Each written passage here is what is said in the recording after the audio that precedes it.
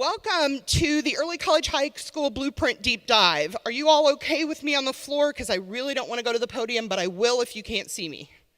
Okay. My name is Stacy Avery, and I'm with the Texas Education Agency. I want to introduce a couple people that are here from TEA that also work on this, and one of them I neglected to put on the slide, and that's my fault. Shanielle Canada. Shanielle, would you stand up and wave? So you'll be seeing Shanielle's name on a lot of things moving forward, and Jennifer Sanders. Jennifer stands up. And this is the team that's working on the college and career readiness school models.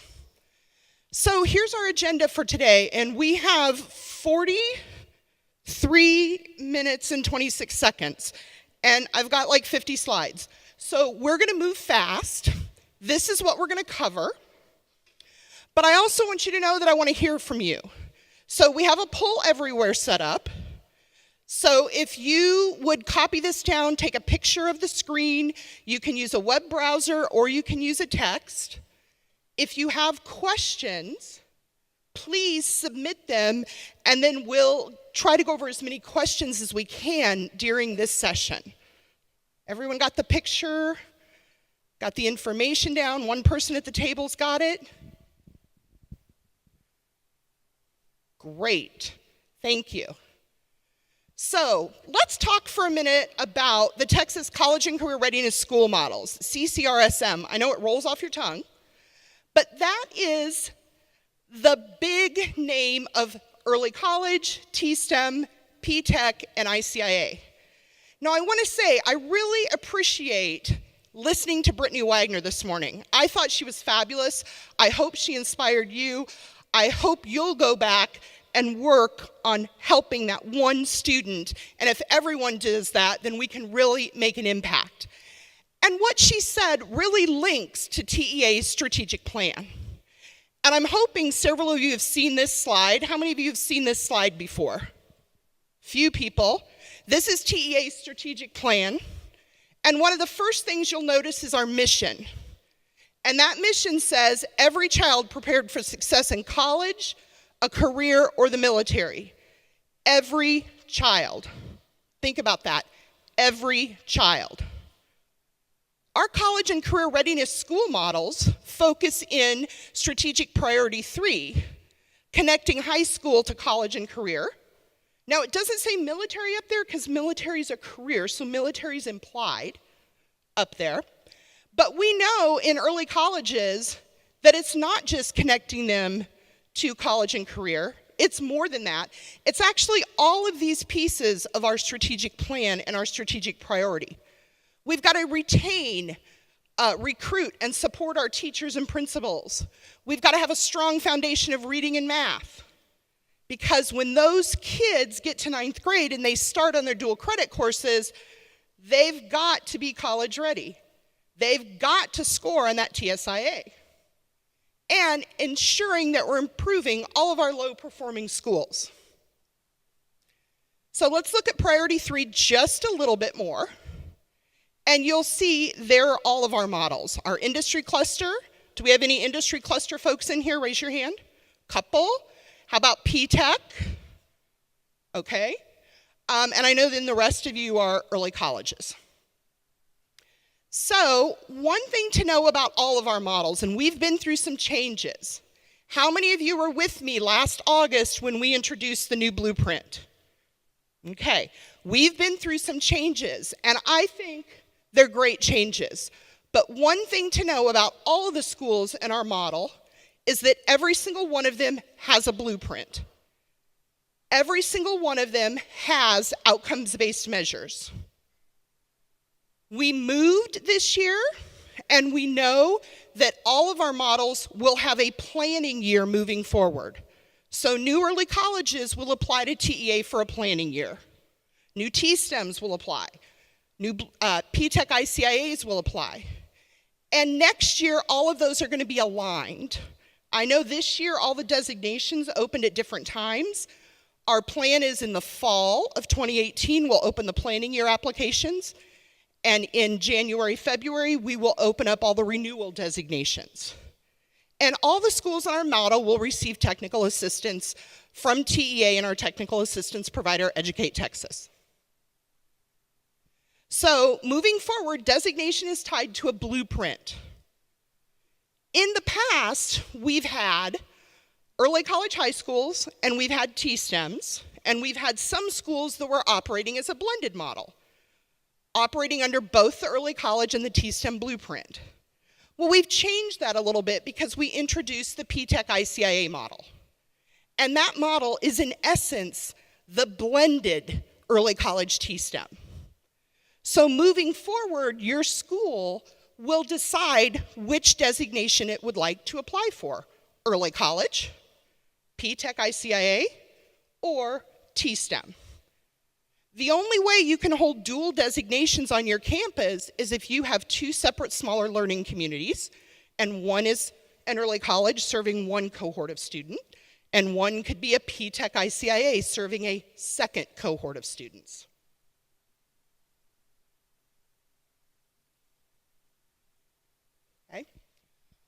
All schools can keep their current designation. Let's say, for example, you're an early college and you want to become a P-TECH, or you're a T-STEM and you want to become a P-TECH. You would keep your T-STEM designation or your early college designation while you're going through the planning year to change over to that model. The other piece is all three of these models have PEIMS indicators. T-STEM and early college have had PEIMS indicators for the last 3 or 4 years. P-TECH will have an indicator starting in 18-19. And for designation and those outcomes-based measures, which we'll dive into here in a minute, we're going to pull everything from PEIMS. So you are not submitting any additional data to TEA. The only thing we're not pulling out of PEIMS is the TSIA, and we get that from the coordinating board. Scott, would you switch over to that document, please? So a lot of schools say, what's the difference between all the models?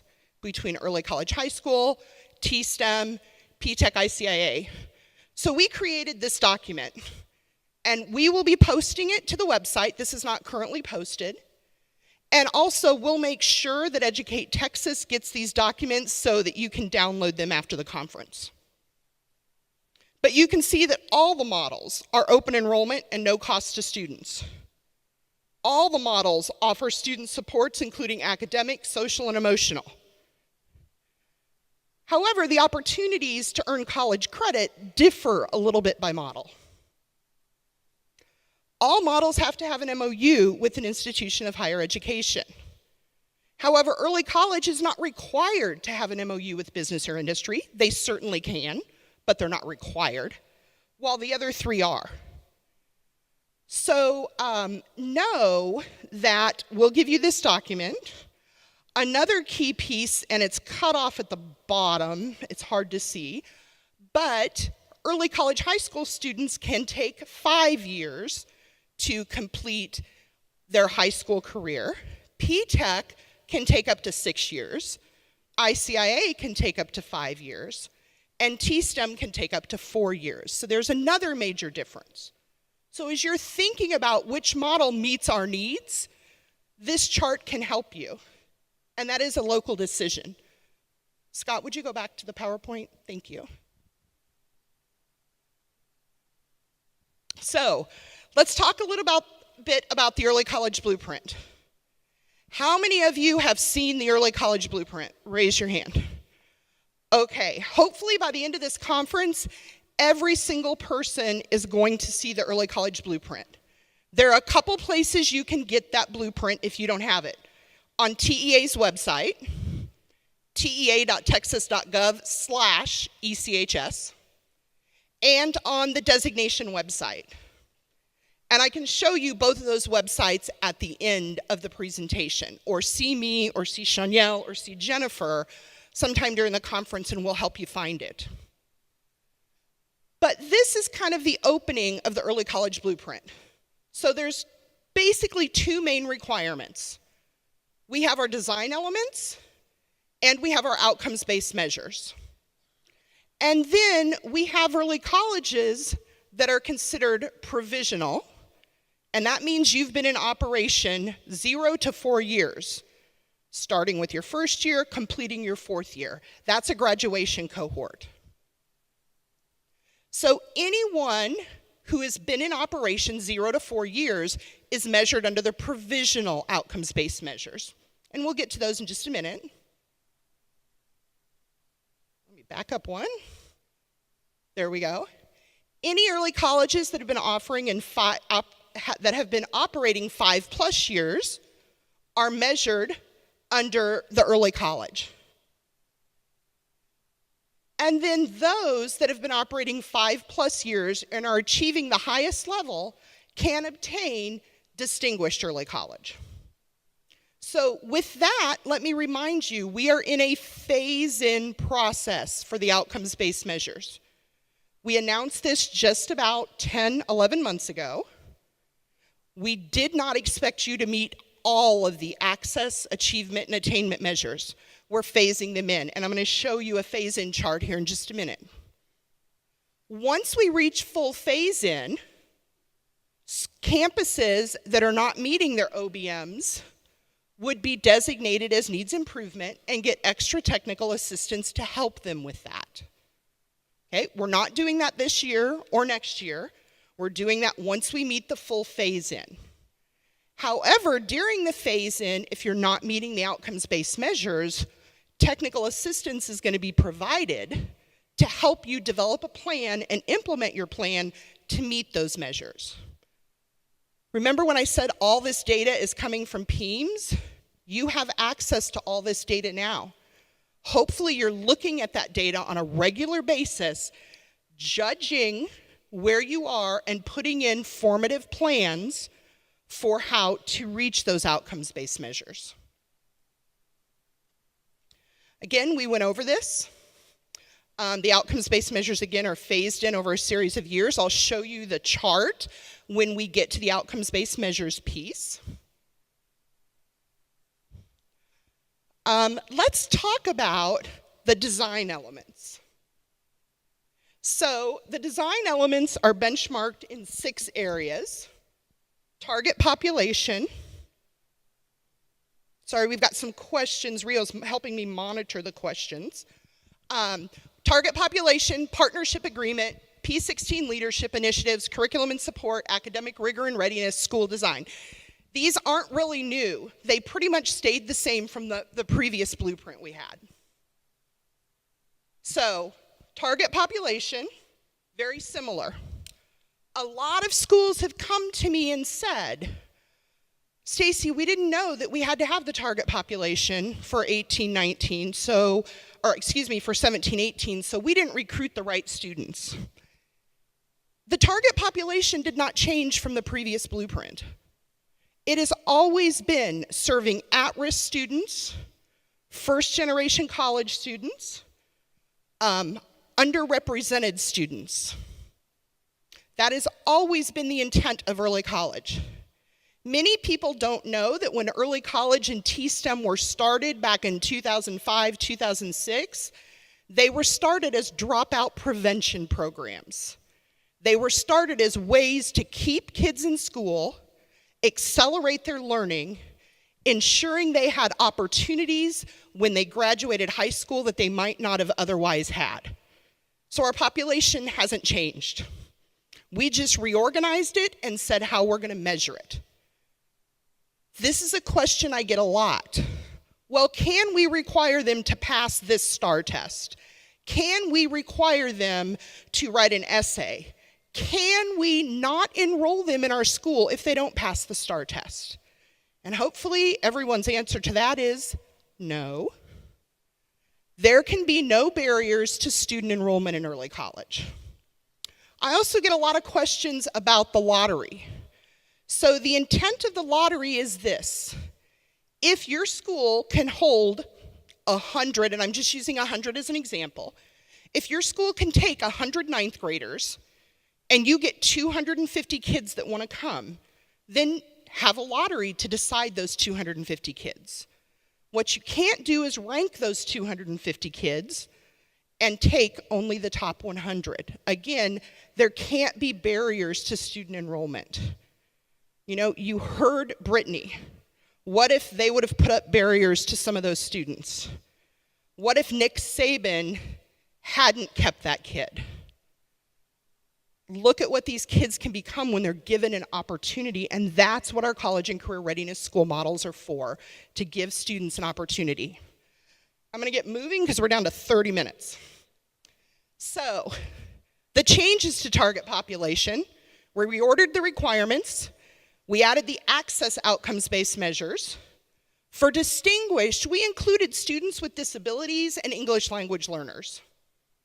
We also included activities and products for you to post on your website, because everything that you're doing should be transparent. Let me back up. Anything that is not FERPA protected should be transparent. So, your enrollment procedures. Can you have an application? Sure.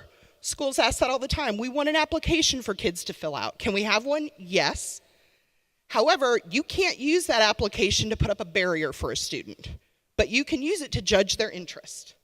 Schools say to me, we want to interview students so we get to know what they like, what they don't like. Can we do that? Sure, but you can't use that interview as a barrier.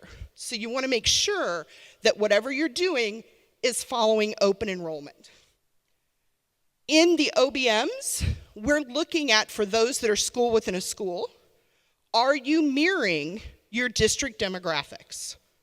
So if your district is 60% Hispanic, 20% African American, 10% Asian, your school should mirror that.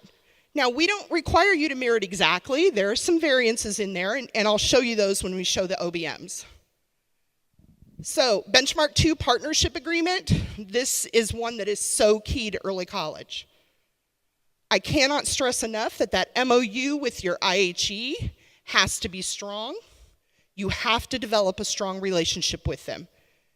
In the early college high school authorizing statute, there is a list of what needs to be included in that MOU. And that's always what we've asked for in previous years on designation. We reordered the MOU components in the blueprint to have them make a little more sense. And instead of submitting your MOU to TEA, we want it posted on your website. Again, transparent. Post it all on one website, that's fine, that's your local decision. Benchmark 3 is your P16 leadership initiatives. It's very similar to the previous blueprint. We're focusing on the leadership team, and that leadership team working on sustainability structures and how do you support your staff. And here's a detail of what we changed. We did not want to tell you exactly who had to be on there. We did list some, but we wanted to give you more flexibility in that. You can hold meetings in person or virtually. However, we want to make sure that the leadership team is a shared responsibility between your IHE and the district. And we heard that over and over from IHEs. It's a partnership. They are just as much invested as you are in ensuring these kids have the opportunity to earn their associate's degree or their 60 hours. Benchmark 4, curriculum and support, very similar. We included the academic and the social emotional support. We also want to ensure you focus on the course of study and that dual credit crosswalk. And that also goes to ensuring you're reporting those dual credit courses correctly in PEIMS. As I look at that data, there's some that don't quite make sense. So we're going to be doing some work in helping you to understand what all of that means over the next year. We added the attainment outcomes-based measures. We included some additional crosswalk details. If you have not yet learned about what TEA, the work TEA is doing in the CTE programs of study, Heather Justice is doing another session this afternoon. I think it's at 3:20. I could be wrong on that. But you may want to go to that so you can learn about the CTE pathways and programs of study. Benchmark 5, our academic rigor and readiness. Very similar. We focus on the TSIA because that is how most early colleges ensure that high school students are college ready and can enroll in a dual credit course. However, we need your help with TSIA. When we matched that data a year ago, our match rates weren't as high as we would have liked because students weren't putting their real birth dates, or if their name was Jonathan, they may have put John. And believe it or not, we have lots of kids with the same name and same birth date in the state of Texas. So we ask that if you can, use the voucher system that College Board recommends. Remember, the voucher does not mean it's free. The voucher means it's a pre-registration, but you can export right out of your student information system, pre-register those kids with a voucher, and it will ensure all their information is correct when they take their TSIA. And then finally, benchmark 6, school design. Very similar to the previous blueprint. We did give a lot of flexibility around staff requirements. We listened to our small and rural schools and what they needed. We require a school leader, but it does not necessarily have to be a principal because we understand how sometimes having two principals in the same building can be challenging for schools. So we leave that up to you locally to decide. We also said ESC core classes does not exclude non-ESC students if you're operating as a school within a school. That's a local decision for you to decide. So for each of the benchmarks, though, we have documents that need to be created, activities you need to do, and all of this information is posted on your website. So this is a list that I just actually pulled out of the blueprint that shows everything that needs to be posted in one site.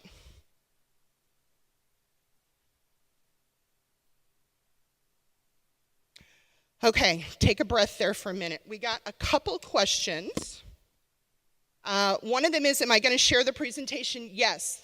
I'm going to give the presentation, the models comparison document, and I'm going to show you another document here in just a minute. We're going to make sure Educate Texas has them so you can download them. Also, we're going to have them posted on our TEA website. So you have a couple different ways to get them. And if not, you'll get our contact at the end of the session. Just email, and we're happy to share everything with you. A question, where will TEA be pulling the graduation data from? I'm going to show you a chart in just a minute, but we are pulling it from our data systems that you report to us.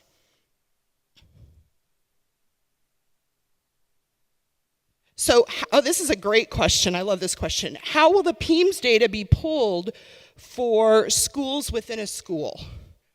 Well, that's why we have that indicator in PEIMS. So let's say you're on a large high school campus and you have 500 kids in the early college and 500 kids not in the early college. Those in the early college would be marked with that PEIMS indicator as a 1. Those not in the early college would be marked with a 0. And so when we pull your data, we pull from those kids that are marked as a 1. So this is why the PEIMS coding is so critical. And we've put together several FAQs, graphic organizers that show this, that we can share with your PEIMS people at the campus. We always send it to the principal and ask them to share, and we can continue doing that. So let's talk about the outcomes-based measures that we mentioned as we went through these. We have outcomes-based measures in access. That's all about serving your target population. Achievement, relating to college and career readiness, and attainment, relating to their completion of things. Here's some information I just talked about at the PEIMS indicator. It's reported in submission 1, which is the fall snapshot, and submission 3, which is anyone that is enrolled in the school at any point during the year. You only report it in submission 4 if you have summer school, okay? And it's on the student demographic table. Again, I talked about phasing these outcomes-based measures in. So this chart gives you the big overview. In 17-18, we looked at your 9th grade students. In 18-19, we'll look at 9th and 10th, and so on until 2021. And you'll have your first 4-year graduation cohort in 2021. These are the access measures. So up along the top,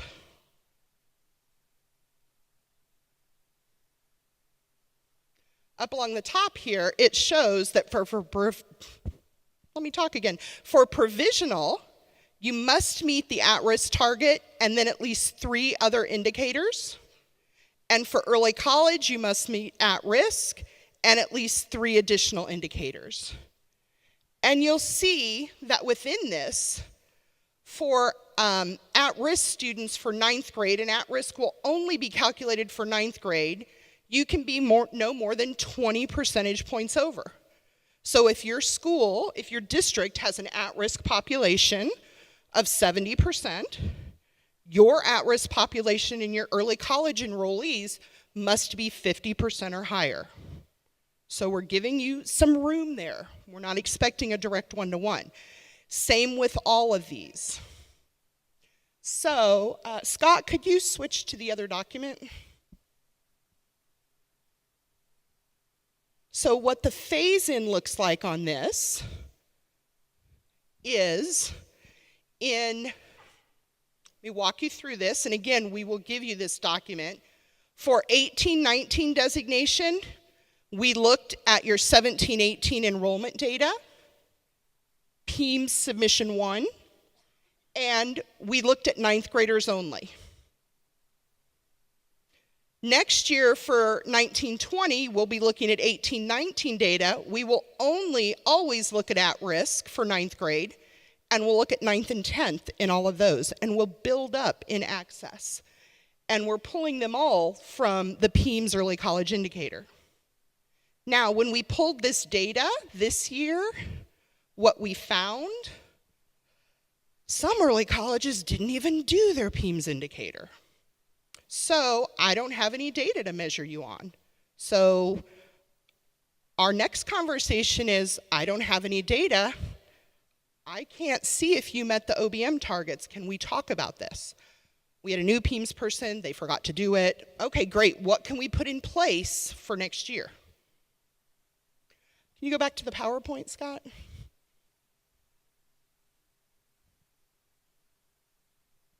So those are our access outcomes-based measures. And I've walked through this already. Showed you the chart. And in 2017-18, we looked at 9th grade students only. Here's some more of the access measures. And we just looked at that chart. Okay, so now let's look at the achievement. In achievement, for provisional, we're looking at meeting that TSIA target. When are we going to measure it? At the end of 11th grade.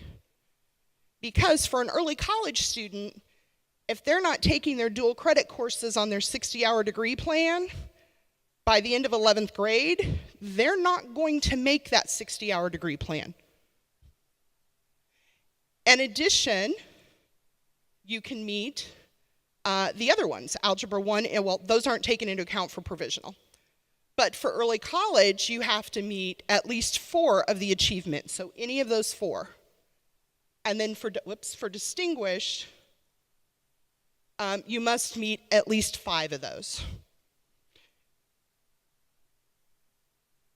So here's what the achievement outcomes-based measures look like. For 18-19, we're not using them because you don't have students in those grade levels. We will not start using achievement OBMs until 19-20, and let me show you what that looks like. And we will use Algebra 1 end of course only in 19-20. And as we keep going, you'll see it is not until 21-22 that we begin looking at that other data. So you have time, but you need to start thinking about what you need to do right now to get those kids ready for 21-22. So put a plan in place. All of this data is PEIMS data that's submitted to TEA. So I would want you to look at that data, your leadership team to look at that data and say, where do we sit right now? I've had PEIMS coordinators call me and say, Stacy, can you tell me who our early college kids are? No, I can't. Can you go talk to the principal of your early college? They'll be the best person to help you. True. I've also had PEIMS coordinators call me and say, can you run a report for me on this data so that we know where we are? And I said, it's all data you're submitting, so let's talk through where this data might reside in your system. So my early college administrators, I know most of you have had these conversations. Get to know your PEIMS person in your district and really ask them, can you set up a report in your student information system to extract this for me on a regular basis so we can see where our students are? Our leadership team can look at the data. We can then go back and make a plan. And then we have our attainment outcomes-based measures. And for provisional, you have to meet the college, sorry, my eyes don't see that far anymore, college English, college math, and 15 credit data indicators.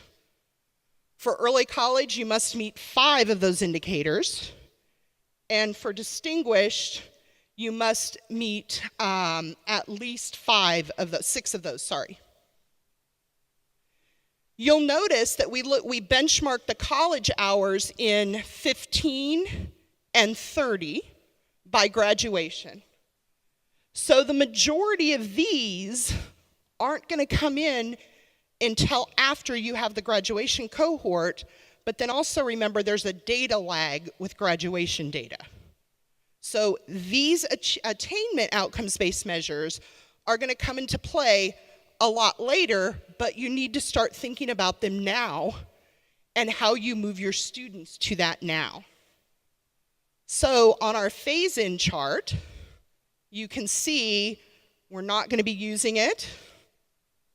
It will be 22-23 before we begin using the attainment OBMs.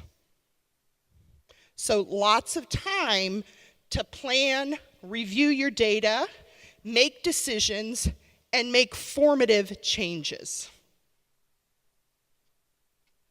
The rest of the phase-in chart, you notice it's all blacked out because we're not using it. And then we start in 22-23, and again, we're only looking at a couple pieces in 22-23, and in 23-24 is when we'll have all your graduation data back, and we'll be looking at that.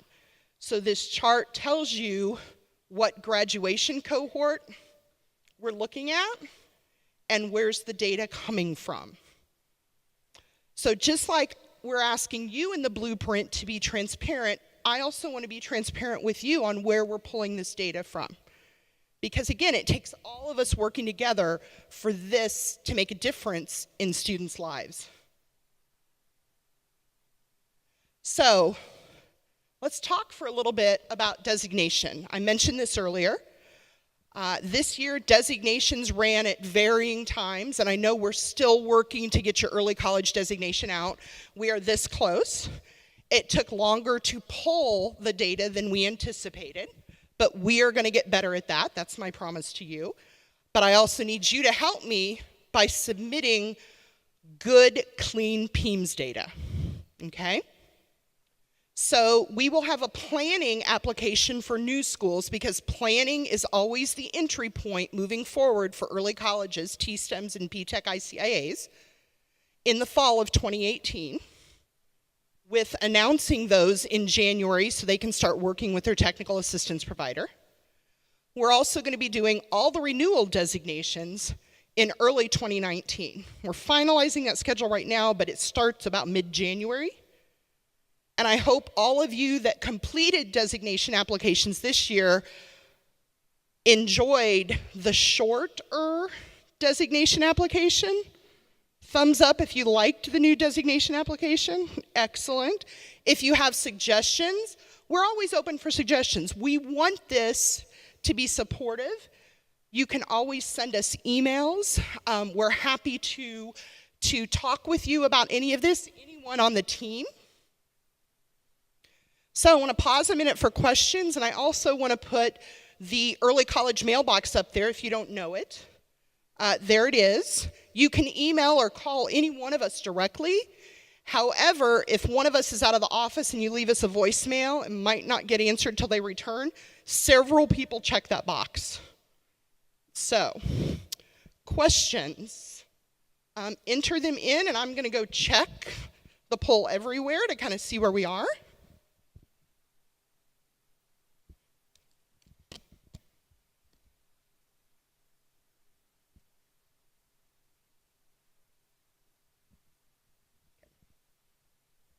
Got some really good questions. How does 8th grade testing for TSI help or hurt us? So we will be looking at, now we talk about the data standards, which we have a data standards document that we'll be publishing also that tells you exactly what the numerator and the denominator are. So what we'll do, it doesn't help or hurt you.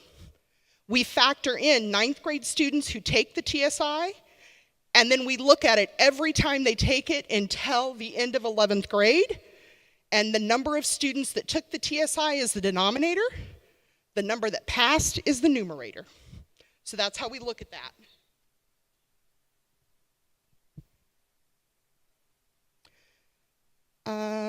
Can IHEs include enrollment requirements in the MOU?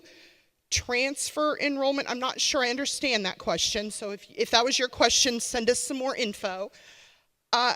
What we say in your MOU is those are minimum requirements.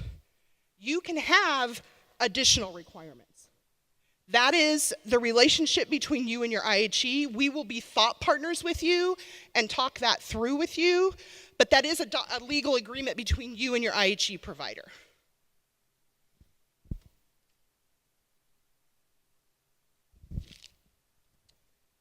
Another question that we received. What happens if our applicants don't reflect the district demographics? What do we do? One of my questions would say, how are you recruiting students? I know districts in the state who have an early college. They go to all their middle schools. They don't go just to their feeder middle school. They have spaghetti nights for parents because, if you feed them, they will come. So they go out to events. I know some schools that go to HEB and recruit parents as they're walking into HEB in their local area. So there's lots of different ways, but think about what your recruiting is. Also, look around this room. You have a lot of expertise sitting in this room. And I think it would be amazing if you would tap into that expertise. Because if you're struggling with something, implementing a piece of the blueprint, someone else in this room has probably struggled with it and have found successful ways to move forward. That's also what Educate Texas is working on with the community of practice on the CCR website. How many of you have participated in the community of practice? Anybody? A couple people? Okay, my challenge to you is for all of you to participate. Susan, raise your hand. Susan at Educate Texas can help you with that, or any of the Educate Texas people. But the community of practice on our website is really about connecting all of you and asking questions. Previously, we had the early college listserv where a lot of people would ask questions. That listserv has been replaced with the community of practice, where now you can go in and see. It's like a threaded discussion, basically. So if you're not in the community of practice, we want to get you in that community practice so you can connect with others around the state, because you are your best resource for each other.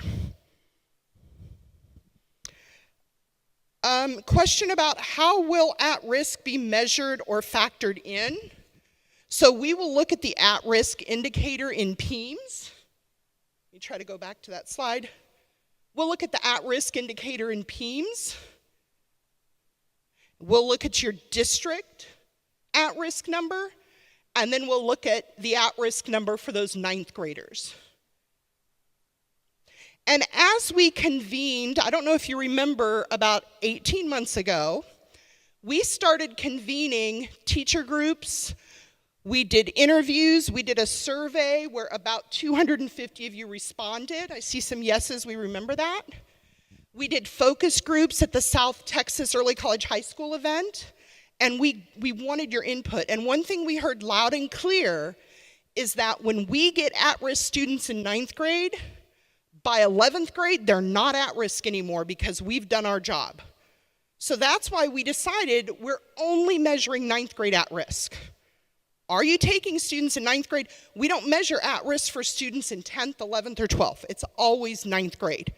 For all of the other outcomes-based measures, it will phase in and build up until we have all 4. So this section right here in 21-22, designation.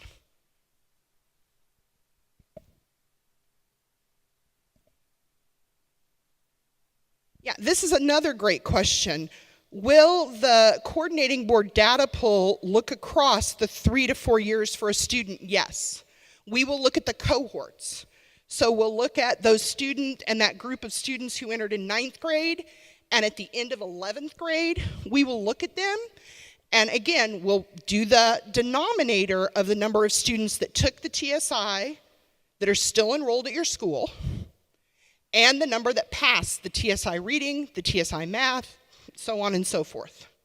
And that is how we will calculate. So we will look at every time that student took that TSIA. Good question. Oh, right on time. Susan, do we have any other questions?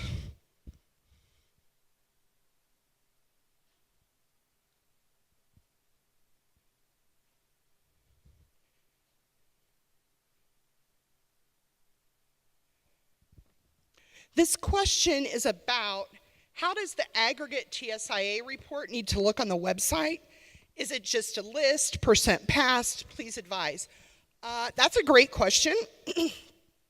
We have not set up a template or a format. Let me go back to that slide. Take just a minute to get there. So it's under number 5, academic rigor and readiness. Right there. So what we're asking you for is your calendar of TSI administration dates. We want to know, is it being offered? Are you only offering it once a year, or are you offering it multiple times? An aggregate report of the exams. So that would mean something like 97% of students passed the reading exam in 1920, 1819. Okay? If you have suggestions for that, definitely contact us, because we haven't thought about what a template should look like. We wanted to leave that up to you. But again, no FERPA protected data. So if you have under 5 students, TEA's rule is we mask 5 and below, because you could potentially identify those 5 students. So we never want to jeopardize student safety or confidential information.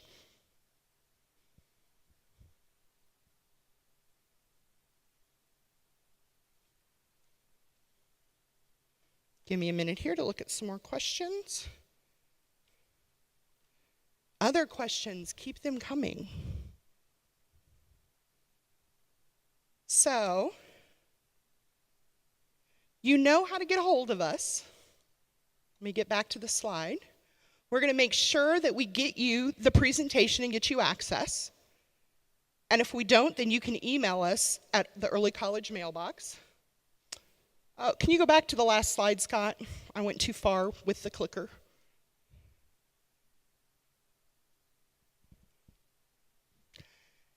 And in closing, I want to say, you all are out there in the field doing the very, very, very hard work. And I want you to know that everyone at TEA knows that, and we appreciate that, and we want to thank you for that. I was a teacher for many, many years.